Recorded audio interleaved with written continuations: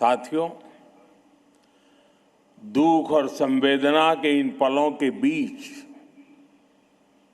मैं यहां मौजूद आप सभी कैडेट्स का, विभिन्न मित्र देशों से आए कैडेट्स और ऑफिसर्स का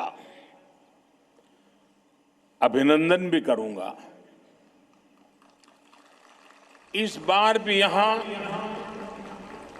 बहुत बड़ी संख्या में गर्ल्स कैडेट्स आई हैं। मैं उनका विशेष रूप से अभिनंदन करता हूं।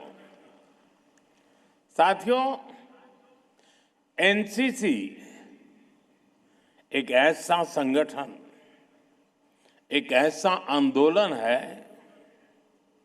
जो भारत की युवा शक्ति को आज क्या दिन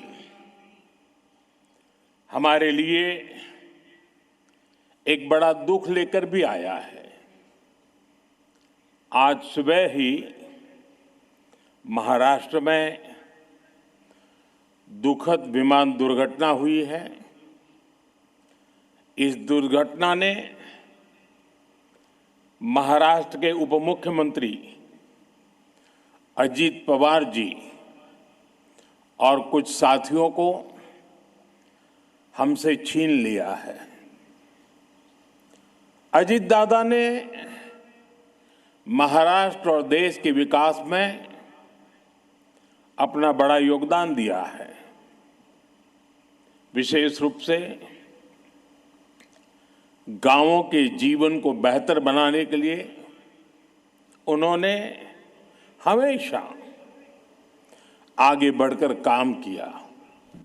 प्लेन क्रैश में महाराष्ट्र के उप मुख्यमंत्री अजीत पवार की मृत्यु के बाद देश भर से शोक संदेश आ रहे हैं। विपक्ष के कई नेताओं ने अपनी संवेदना जाहिर की है, साथ ही इस घटना पर गंभीर सवाल भी खड़े किए हैं। पश्चिम बंगाल की मुख्यमंत्री ममता बनर्जी मीडिया के सामने आई और कहा कि इसकी जांच सुप्रीम कोर्ट की निगरानी में हो, क्योंकि उन्हें किसी पर भरोसा नहीं है। वहीं अखिलेश यादव ने ममता बनर्जी की मांग का समर्थन किया। इसके अलावा शिवसेना यूबीटी के नेता अरविंद सावंत ने भी कहा कि इस घटना की जांच होनी चाहिए। आरजेडी अध्यक्ष लालू यादव ने शोक संदेश के साथ जांच की मांग उठाई। हमारी ये रिपोर्ट देखिए।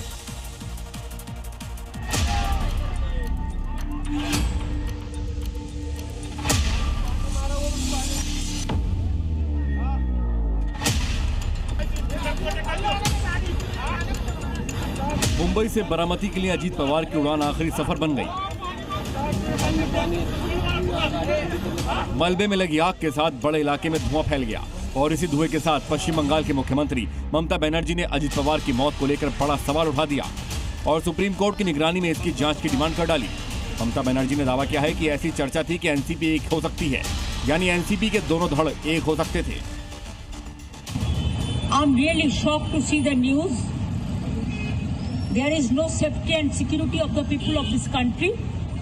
Even the political leaders, I do not know what is the fate of the opposition political parties, but he was very much with the ruling party.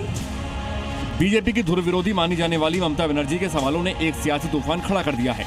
सवाल ये उठ रहे हैं कि अजीत पवार की मौत से किसे मुनाफा हो सकता है। लेकिन इस तरह से सवाल उठाने वाली ममता बनर्जी अकेले नेता नहीं है। समाजवादी पार्टी के अध्यक्ष अखिलेश यादव ने ममता बनर्जी के बयान का समर्थन किया है। और अगर ऐसी घटना हो जाए, और आज के समय पे जहां हम इतने जागरूक हैं, टेक्नोलॉजी पे इतना समझते हैं चीज़ें, तो उन्होंने ठीक ही मांग की होगी, क्योंकि वीआईपी के साथ इस तरह की घटना न हो। तो एक बार को ये बात तो साफ होनी चाहिए कि आखिरकार ये घटना क्यों हुई। पूर्व में भी कई हमारे वीआईपी इसी तरह उनकी जान गई है। तो आखिरकार ऐसी जांच हो जिससे निष्पक्ष पता लगे कि आखिरकार घटना किस वजह से हुई। शिवसेना यूबीटी के सांसद अरविंद सावंत ने कहा है कि अजीत पवार के प्लेन क्रैश की पूरी जांच की जानी चाहिए। की बात अभी नहीं तो कहा, मैंने इल्जाम नहीं लगाना चाहता। छह गुजरी राजनीति चल रही है, बहुत ही घिनौनी है, मतलब घिनौनी राजनीति। महाराष्ट्र में तो घिनौनी है, देश में भी है। जाति पाति धर्म पंथ विद्वेष, राष्ट्र की बात कोई नहीं आ रही, तो इसलिए जांच होनी चाहिए। लेकिन जांच वाली डिमांड सिर्फ महाराष्ट्र तक सीमित नहीं है। ये मांग कश्मीर से लेकर बिहार और यूपी तक में उठ रही है। जम्मू कश्मीर के मुख्यमंत्री उमर अब्दुल्ला ने इस दुर्घटना को केवल एक हादसा मानने से इनकार करते हुए इसकी हाई लेवल जांच की मांग की है। वहीं आरजेडी अध्यक्ष लालू यादव ने एक्स पर लिखा कि हादसे की उच्च स्तरीय जांच होनी चाहिए। दरअसल अजीत पवार की मौत महाराष्ट्र की सियासत के लिए कोई छोटी घटना नहीं है। वो सिर्फ महाराष्ट्र के डिप्टी सीएम भर नहीं थे, महाराष्ट्र की सियासत के स्तंभ थे और महाराष्ट्र के इस स्तंभ के खत्म होने से सवाल उठना लाजमी है। ब्यूरो रिपोर्ट, जी मीडिया।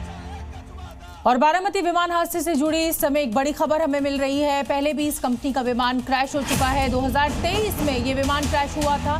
ये विमान मुंबई एयरपोर्ट पर क्रैश हुआ था। इसमें 3 लोग घायल हुए थे। बारामती विमान हादसे में अजीत पवार की जान गई है और 2023 में इसी कंपनी का प्लेन मुंबई एयरपोर्ट पर दुर्घटनाग्रस्त हुआ था। इसीलिए अब ये सवाल इस कंपनी की विश्वसनीयता को लेकर भी खड़े हो रहे हैं।